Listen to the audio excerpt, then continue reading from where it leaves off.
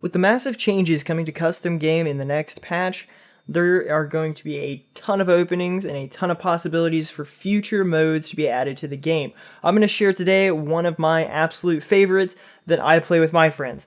My name is Helmsy, thank you for joining me. So my friends and I really like to play hide and seek in Overwatch. I know, such a childish game, but it is actually a ton of fun in Overwatch, just because it's kind of something silly stupid to do. Whenever you don't want to do a competitive match, whenever even arcade is pretty competitive at times. I know what I just said, but still, it is sometimes competitive. So what you do in hide and seek is you want to get one person on a team, one solo person on a team, and then on the other side, what you're going to do is put anywhere from 2 to 6 people on that team. That team is the hiders, and the one person is obviously going to be the seeker. Now you can pick any map that you want. Certain maps are much larger than other maps. Some maps like your control point maps are going to be probably 5-minute games, whereas a map like Dorado, that's massive, is going to be something like a 10-minute game. And then you can probably do 5-minute games for each one of the like Oasis maps or those types of maps. I can't think of the name of them right now, but those types of maps you can probably do 5 minutes on each of those because they're not too big, but you can move around and stuff like that. The hider passes you can relocate to somewhere else. That's a pretty decent hiding place that maybe he's already checked, so he won't check it again. Something like that. Just be super creative with it. The way that we like to do it is we will go and kind of switch it up as to who's going to be the seeker, usually every round or every 3 rounds. You could also do every 5 rounds. I know we've done that before. I was the seeker, and I just decided, like, you know what, if you guys are cool with me being the seeker, you guys can be the hiders, and we did that for like 30 minutes straight, and it was actually quite a bit of fun. I enjoy being the seeker because it helps you learn the map a lot better, and you actually do find some really cool hiding places while you're seeking, kind of unintentionally. I actually found a really good one for Tracer on Eichenwald. It's in a bush. So Eichenwald, really good for Tracer because there's tons of bushes and she just disappears in them. As a hider, you have the ability to hide literally anywhere. If you can get there, you can hide there. You can hide with anyone you want to hide with. You can play Pharah, and this is something that somebody did on Dorado. You can play Pharah and hop into jetpack mode and fly into a certain area on that map that lets you get wedged in between 2 buildings, and you're just kind of stuck there. And the seeker, the seeker has to actually come and find you, and it's quite hard to get there and wedge yourself as a Genji or whatever you're playing as when you're seeking. But it was interesting because he gave away hints. The guy that was hiding here gave away hints quite constantly because he knew that his spot was kind of a broken spot, kind of a glitchy, cheatsy spot. So he decided to give away hints in a lot of them. And he actually did this by spamming voice lines until I pretty much had an idea of where he was, and then I would try and blade dash up there to him and kept constantly missing him, sliding off the roof and stuff like that. But I finally got him. So it was just it was a cool thing because he made it really creative. He made a really creative spot, and it was cheatsy, but then he played that cheatsy spot off really well by making it fair for me and by making it so that I knew where he was and giving me a chance to get him. It still took like 5 minutes to get this guy, but luckily the other 2 weren't in too good of hiding places, so I found them too. As the seeker, you can seek with pretty much anybody, but what you're really going to want to do is you want to seek with people who can get to anywhere on the map. If you're a seeker, you cannot play Pharah, but that's okay because there's plenty of other people who can get to all the places that Pharah can get to, Sombra and Genji, just to name 2. And also on top of that, you could also seek as Tracer, Soldier, McCree, or Hanzo if you really wanted to. What you're going to do on those is you're really going to want to do it on much smaller maps, and some maps that don't necessarily have that Dorado area where you can tuck yourself in, because they're never going to be able to get up there. Whereas Genji and Sombra both can. So what happens is the seekers, whenever they find the hiders, they have to kill them. The hiders can't shoot the seekers, but the hiders can run from the seekers. There's nothing saying that they can't evade death. They just can't fire back. They can't kill. They can't use any abilities that could possibly damage the seeker. Another really big point, and kind of if you don't put this in your game, it kind of messes with it a little bit. We found this out from experience. Hiders can't get health, right? So if I'm playing Tracer, I can't run over a health pack. I can, however, rewind to get my health back and juke my pursuer, I guess you would call it. So say I am playing Tracer, I'm sitting in a bush and I'm hiding, and Seeker finds me and hits me and drops my health to say 75, so half my health. And so I blink out of there, and the Seeker starts to chase me. I can now E and go back to my hiding place, or back to where I was, gain all of that health back, and then travel a different direction. Because obviously Tracer moves very quickly because she blinks, and so that's effectively like kind of a juke to somebody. So you can do that 100% and get your health back.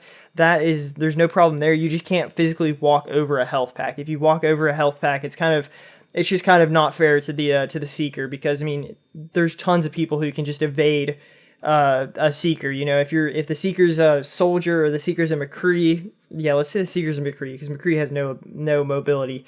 You know, and he flashbangs but only gets one shot on a Tracer or something like that. She can run away pretty quickly. Same thing with a Genji. Same thing with even like a Soldier, as long as he like serpentines or something like that.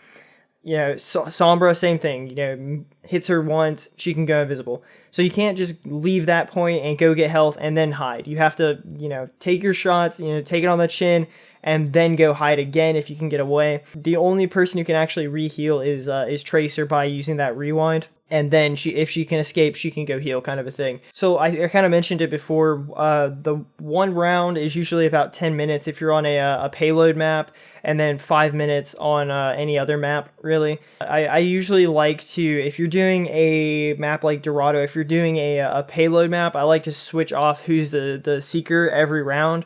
And then if you're playing one of the other maps, one of the smaller maps, I usually do every 3 rounds. I just feel like that's a lot more fair, because nobody wants to do 3 rounds on Dorado as the Seeker, and it's just a pain. You know, it's 30 minutes of playing as a Seeker, you know.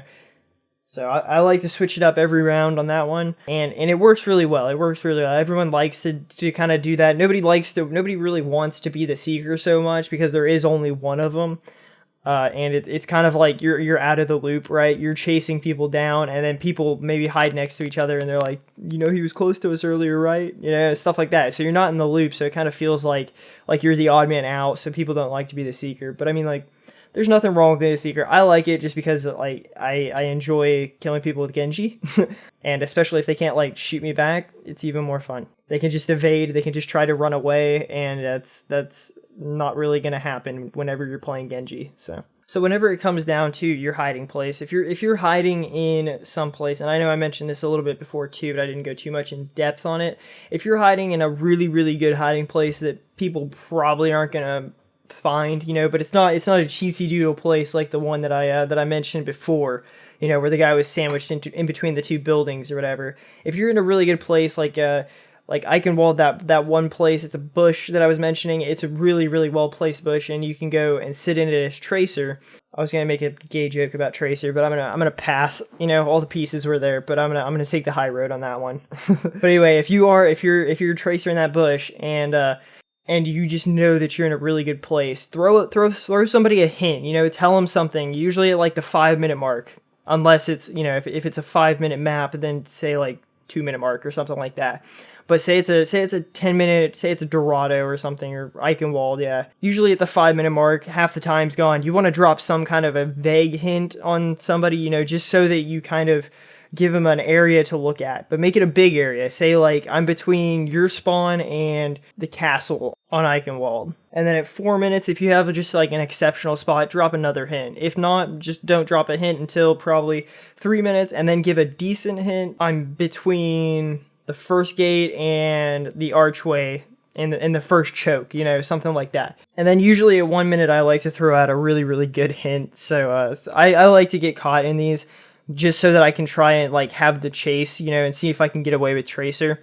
That's what I like to do. So I usually at 1 minute give a really good hint. I'm like, yeah, I'm in the bush, or I'm in this cluster of bushes here. You know, I'm in the bushes close to the gate, kind of a thing. Even though like I won't necessarily be in that cluster, but I'll be in a cluster really, really close, or I'll be in a bush very, very close. I can see them checking the bushes over there, something like that. So that usually they'll find me, and then I can go blink off and do Tracer things, and then try and re-hide or try and evade until the very end of the match. So that's what I like to do personally. I mean, if you don't want to do that, if you just want to hide until the very end, I would say give another decent hint. Just say I'm in a bush, or something like that. Just huge, you know, they still have that massive area. Just I'm in a bush. It'll let them know what to check for, and maybe they'll get lucky, maybe they won't.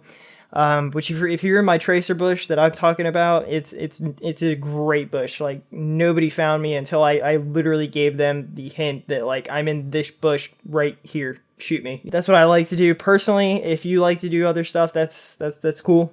Anyway, guys, that is how you play hide and seek, or how I play hide and seek. I know a lot of people like to mess around on Overwatch, and that's just one of my favorite modes. We're actually playing it tonight, and I'm recording for Thursday, so it's gonna be a lot of fun. I'm actually looking forward to it. Anyway, guys, if you did enjoy, make sure you like, comment, and subscribe because it helps the tiny ass channel grow.